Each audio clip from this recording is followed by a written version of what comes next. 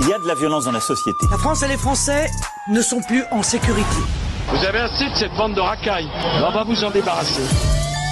Les hommes de non-droit n'ont pas leur place dans une république et dans un état de droit. Appelez la police! Appelez la police! Les choses se sont durcies ces dernières années. Et des mesures d'urgence s'imposent. Quand on arrive en ville, tout le monde change de trottoir. Et c'est le grand débat du jour en 2025. Donc près de 8 Français sur 10 assistés à un ensauvagement de la société. Avec ce numéro de téléphone, le 0826 300 300. C'est Daniel qui est avec nous de Arzon. Bonsoir Daniel. Bonsoir. Bonsoir à chacun d'entre vous et aux auditeurs. Eh bien, en tout cas, on est ravis de vous accueillir, Daniel. À cette question, est-ce que vous sentez en matière de sécurité à bout ? Écoutez, non. En fait, moi, j'habite une petite commune en Bretagne.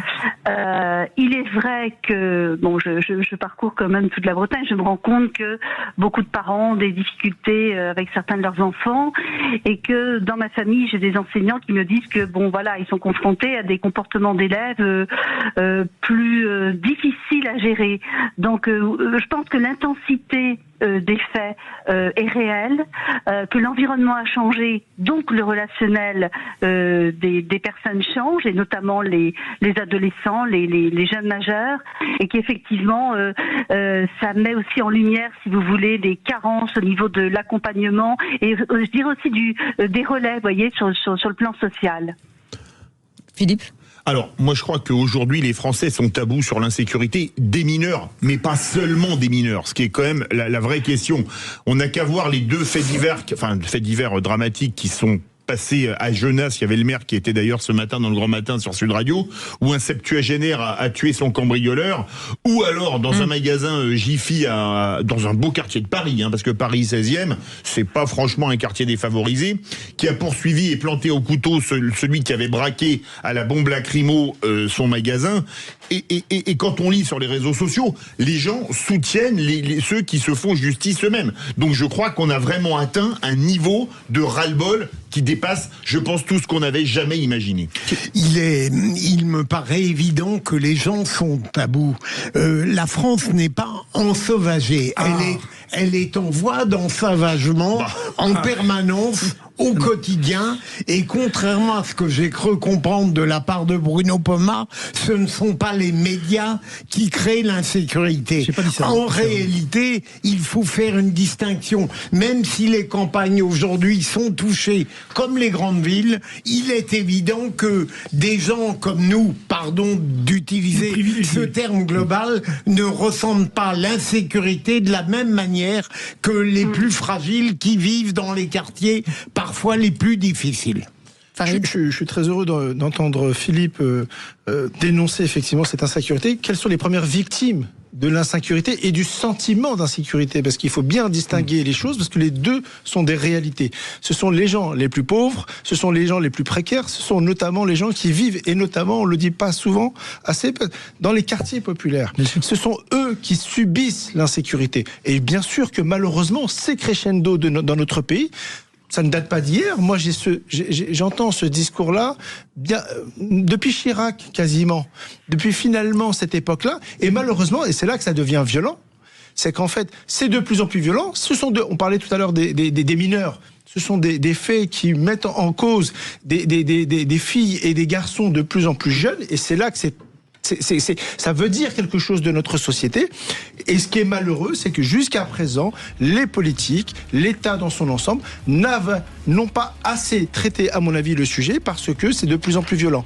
Philippe, David exposait notamment la notion de justice, parce qu'on va en parler. Absolument. Il y a quelque chose de réel dans notre pays. Et on aura la réponse de Bruno Pomar dans un instant, parce que visiblement, il est un peu contre vous tous. On en parle dans un instant. Et 0826 300 300. C'est Aude qui vous attend au standard. On est ensemble jusqu'à 19h. Soyez les bienvenus. C'est Sud Radio. Sud Radio. Parlons vrai. Parlons vrai. Sud Radio. Parlons vrai. Sud Radio. Parlons vrai. Talent comme ça. C'est Philippe David, bien entendu, autour de nous. Je fais comme je vous écoute pas, Bruno Pomar, vous savez, comme ancien membre du RAID et maire de Belleflou. Philippe Bilger est avec nous, Farid Temsamani, porte-parole de l'association Banlieue Plus et nos quartiers. Et vous, parce que ça sonne beaucoup, 0826 300 300. Daniel est avec nous, Myriam, Oui. bougez pas, on prend dans un instant. Bruno Pomar, vous dites que finalement on fait beaucoup de cinéma.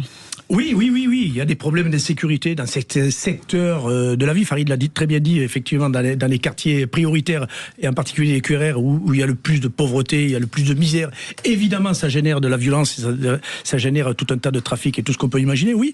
Mais encore une fois, la France, c'est pas la France Orange Mécanique. Donc, Philippe Bilger, je pense qu'il aurait été beaucoup plus dur, mais il a été mesuré dans ses propos, en disant que la France totale n'est pas ensauvagée. Donc, il faut arrêter de faire peur aux gens aussi. C'est une chose. Et les médias, nous avons une responsabilité, parce que je me permets de me mettre dans les médias, parce que je suis souvent dans les médias. Il faut rassurer aussi les gens, parce que la police fait son job, comme elle peut, parfois difficilement, mais elle le fait. Donc il faut cesser, et mes 3 amis sur le plateau ont l'impression de dire que c'est la guerre dans ce pays. Non, c'est pas la guerre. Je pense qu'il y a du travail à faire en matière de sécurité, ça c'est sûr, mais ne pensons pas non plus que la France est à feu et à sang. Enfin, c'est mon avis. Allez. Bien sûr que la France, c'est pas comparable avec d'autres zones de la planète qui, elles, vivent l'insécurité différemment. Mais lorsqu'on a un niveau, désolé d'amener ça à la pression fiscale, mais lorsqu'on paye autant d'impôts dans notre pays, on doit être en sécurité à tout moment. Or, vous avez des zones dans notre pays, et on va pas le citer, ne serait-ce qu'à Paris, par exemple le nord de Paris, vous avez des zones où en fait vous ne pouvez pas à une certaine heure, des zones de non-droit. Ne peut pas rentrer chez elle. Ça, c'est une réalité. Et lorsque vous dites attention, on risque de se faire agresser ou quoi que ce soit, il n'y a pas la réponse qui va derrière. Bien sûr que les fonctionnaires de police et de gendarmerie dans les zones rurales essayent de faire ce qu'ils peuvent avec les moyens qu'ils ont, mais la réponse qui est apportée aujourd'hui dans notre pays, malheureusement, n'est pas appropriée au degré d'insécurité et encore une fois de sentiment d'insécurité, parce que très souvent on veut opposer sécurité et sentiment d'insécurité. Moi je pense qu'il n'y a pas de raison que dans notre pays les gens puissent avoir cette insécurité, et je m'arrêterai là-dessus. Proportionnellement, vous avez des pays qui sont frontaliers de la France, pour pas le citer, la Suisse, où le sentiment d'insécurité est beaucoup plus faible. Et ça n'est pas normal. Oui, mais Farid, attendez, vous parlez juste de la Suisse. C'est quand même un endroit qui est plutôt privilégié. Par exemple, l'Allemagne, il y a des problèmes ici. En Espagne, il y a des problèmes de sécurité. Toute proportion gardée, c'est-à-dire par rapport au niveau de pauvreté, au niveau de population, vous avez une insécurité qui existe aussi en Suisse, mais elle est beaucoup moindre par rapport à la France en proportion. Vous le disiez hors antenne, combien de gens dans les prisons ? 82 000 gens incarcérés, quasiment 40% en préventive. Sans compter tous ceux qui sont dehors et qui font des conneries. Donc la justice fait son job. Moi je veux bien qu'on dise les juges c'est des bons à rien, ils font rien. Non, mais c'est pas ça que je veux dire. Je veux pas dire que la justice ne fait pas son travail. Je vous dis qu'il y a quand même une nature à sortir des rangs, déjà 82 000 personnes en prison, sans compter tous ceux qui sont à l'extérieur, sachant qu'il y a combien de policiers aujourd'hui en France ? 153 000, voilà, 100 000 gendarmes et 27 000 policiers municipaux. Voilà, donc on sent qu'il y a de plus en plus de gens que l'on arrête, qu'on pourrait mettre en prison, qu'on ne peut pas mettre en prison parce qu'il n'y a pas la place, mais vous voyez bien que ça augmente quand même. Oui, mais j'ai pas dit au contraire. Vous pouvez mais choisissez les secteurs. Moi, dans mon petit bled, dans mon village où je suis maire, et les environs, pas de problème de sécurité. De temps en temps, des équipes de Roumains qui viennent piquer des trucs dans les fermes, mais enfin, je veux dire, voilà, il y a plein d'endroits où on vit. Oui, mais justement, Bruno, le gros problème aujourd'hui, c'est que les campagnes sont touchées. Oui, je ne parle pas de Belflou, sérieusement. Non, mais je peux comprendre elles ont un maire efficace. Oui, non, mais sérieusement, c'est normal que dans votre village, il n'y ait pas d'insécurité. Mais malheureusement, maintenant, il y en a partout. Oui, bien sûr. Et là où je ne rejoins pas notre ami Farid, c'est que je ferai tout de même une distinction très nette entre l'insécurité réelle et le sentiment d'insécurité, parce que ça a été longtemps l'excuse d'un garde des Sceaux prétendant qu'on n'avait qu'un sentiment pour ne pas lutter contre l'insécurité réelle. Allez, 0826 300 300, Myriam est avec nous d'Aubagne. Bonsoir Myriam. Bonsoir. Oui, bienvenue. Bonsoir à tous. Bonsoir. On vous écoute Myriam. Alors, je voulais juste revenir sur la personne qui a plus de 70 ans et qui a été victime d'un cambriolage et qui a répondu par elle-même en autodéfense. Qui a touché mortellement le cambrioleur qui était rentré chez lui. C'est ça. Je le soutiens à 300%. Et je pense que c'est un peu la faute de nos institutions si cela arrive. Parce que quand vous voyez qu'aujourd'hui, quelqu'un qui se fait arrêter en flagrant délit de cambriolage, il sort avec un bracelet dans le meilleur des cas, même s'il a blessé la victime chez elle. Hein, les homejacking, on en entend parler. On a une personne très célèbre qui n'est plus aujourd'hui, hein, qui a été victime de homejacking terrifiant. Il y en a plusieurs, il y en a beaucoup. Hein. Il y en a plusieurs, mais il y a un acteur très connu qui a été victime il n'y a pas si longtemps que ça, avec sa femme.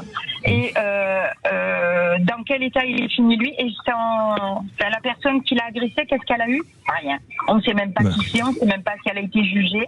Donc je comprends qu'à un moment donné, les gens en ont marre et qu'à un moment donné, les gens essayent de réagir.